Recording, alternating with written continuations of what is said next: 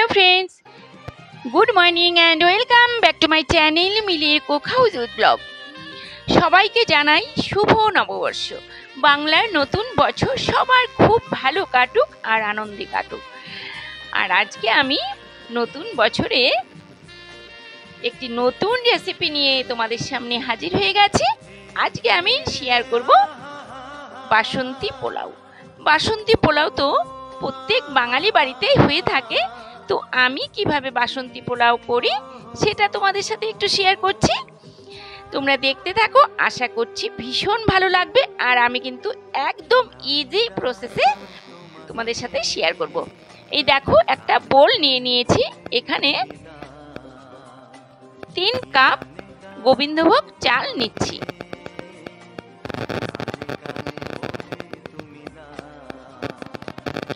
একদম মেপে 3 কাপ গোবিন্দভোগ চাল নিলাম।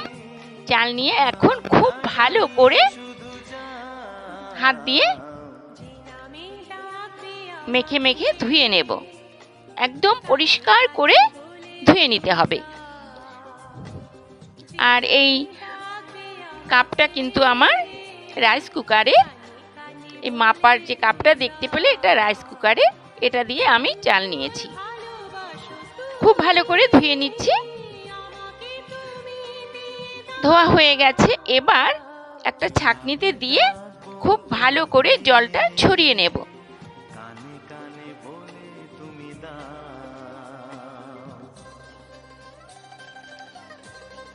ছাঁকনিতে কিন্তু এভাবে দিলে জলটা খুব ভালো করে ঝরে যায়। এই দেখো, জল ঝরে গেছে। এবার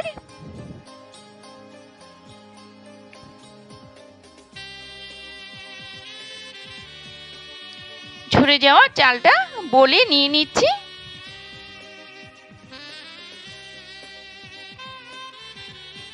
এবার চালে দিয়ে দিলাম হলুদ। সামান্য হলুদ দিয়েছি, হাফ চামচেরও একটু কম। দিয়ে দিলাম গরম মশলা হাফ চামচ। দিলাম আদা বাটা, 2 ইঞ্চি আদা বাটা। দিয়ে দিচ্ছি ঘি, 3 থেকে 4 চামচ ঘি দিলেই হয়ে যাবে। দিয়ে দিলাম স্বাদ মতো নুন।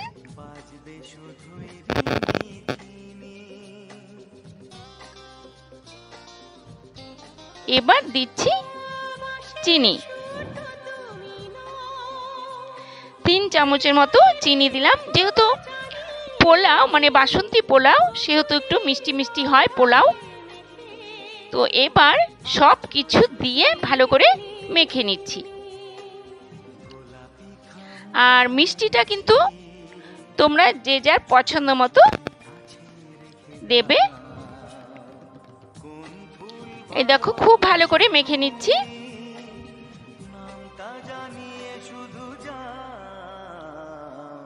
আমি কিন্তু খুব একটা বেশি হলুদ দেইনি, কারণ বেশি হলুদ পড়লে কিন্তু হলুদের গন্ধ থেকে যায়। খুব ভালো করে মেখে নিয়েছি। এবার 20 থেকে 30 মিনিট রেস্টে রেখে দেব। আর এদিকে পোলাওয়ের জন্য সবকিছু রেডি করে নিয়েছি। কাজু বাদাম, কিশমিশ, গরম মশলা, তেজপাতা আর কাঁচা লঙ্কা। এদিকে 30 মিনিট হয়ে গেছে। এবার ঢাকনাটা খুলে নিলাম। এদিকে কিন্তু আমি হাঁড়ি বসিয়ে দিয়েছি। আমি কিন্তু হাঁড়িতেই বাসন্তী পোলাওটা করব। হাঁড়িতে 2 চামচ ঘি দিয়ে দিয়েছি। এবার দিলাম গরম মশলা,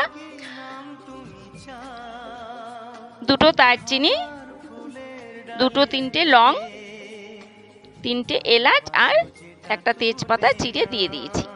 তারপর দিলাম 20-25টার মতো কাজু বাদাম আর 20-25টার মতো কিশমিশ দিয়ে এবার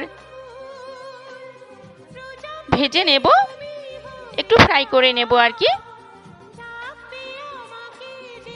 15-20 সেকেন্ডের মতো ফ্রাই করে নেব।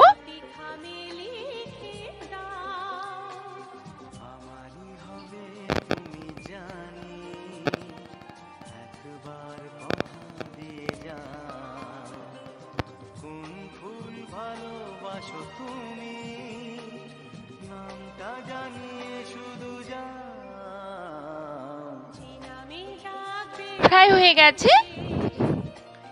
এবার সবকিছু মশলা দিয়ে মেখে রাখা চালটা হাঁড়িতে দিয়ে দিলাম। দিয়ে এবার চালটা ভেজে নেব। ভালো করে ভেজে নিতে হবে। আর আমি যেভাবে এই বাসন্তী পোলাও করছি এভাবে করলে কিন্তু খেতে অসাধারণ হয়। আর সিম্পল ভাবে করছি, খুব সহজভাবে করছি, তোমরা কিন্তু দেখলেই শিখে নিতে পারো। আর এদিকে জলটা নিয়ে নিচ্ছি। জলটা কিন্তু গরম করেও দিতে পারো, ভালো করে ফুটিয়েও দিতে পারো, আর এমনিও দিতে পারো। প্রথমে আমি 3 কাপ জল নিলাম। আর এদিকে ভাজা হয়ে গেছে চালটা।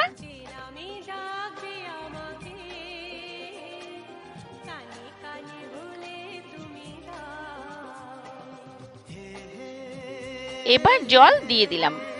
যেহেতু 3 কাপ চাল নিয়েছি সেজন্য 6 কাপ মানে ডাবল জল দিতে হবে। আমি 3 কাপ দিয়ে দেখলাম, পরে আবার 3 কাপ নিয়ে এই যে দিয়ে দিলাম। এখন দেখবে পোলাও যখন হবে একদম ঝরঝরে হবে, একদম একটার সঙ্গে একটা লেগে থাকবে না, গলে যাবে না। আর সবসময় মাথায় খেয়াল রাখতে হবে 3 কাপ চাল নিলে 6 কাপ জল, 2 কাপ চাল নিলে 4 কাপ জল। এবার ঢেকে রান্না করে নেব। আমি ঢাকনাটা একটু খুলে দেখাচ্ছি তোমাদের। পোলাও কিন্তু অনেকটাই হয়ে এসেছে।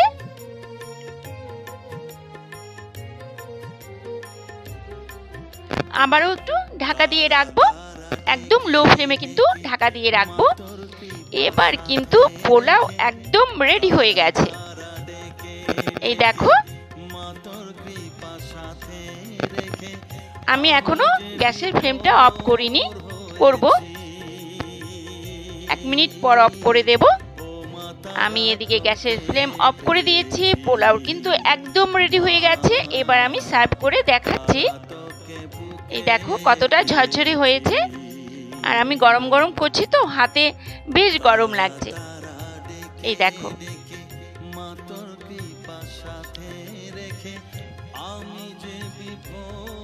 কতটা সুন্দর পোলাও হয়ে গেছে।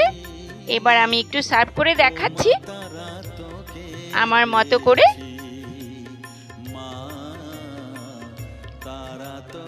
আমি আর ঠান্ডা হওয়ার অপেক্ষা করিনি। এই দেখো কত তাড়াতাড়ি আর সহজ পদ্ধতিতে বাসন্তী পোলাও রেডি হয়ে গেল। আর আমি কিন্তু সাথে চিকেন কষাও করেছি। এই দেখো, তো কেমন লাগলো রেসিপিটা তোমরা কিন্তু অবশ্যই আমার চ্যানেলের কমেন্ট বক্সে কমেন্ট করে জানাবে। আর ভালো লাগলে একটা লাইক করে দিও, শেয়ার করে দিও, আর সাবস্ক্রাইব করতে কিন্তু একদম ভুলো না। আর পাশে থাকা বেল বাটনটি ক্লিক করে রাখবে, তাহলে আমি যখনই কোনো নতুন ভিডিও আপলোড করব সবার প্রথম তোমাদের কাছে পৌঁছে যাবে। তাহলে একদম রেডি বাসন্তী পোলাও। যে কোনো অকেশনেই কিন্তু এই পোলাও করতে পারো। আজকের মতো টাটা, বাই বাই।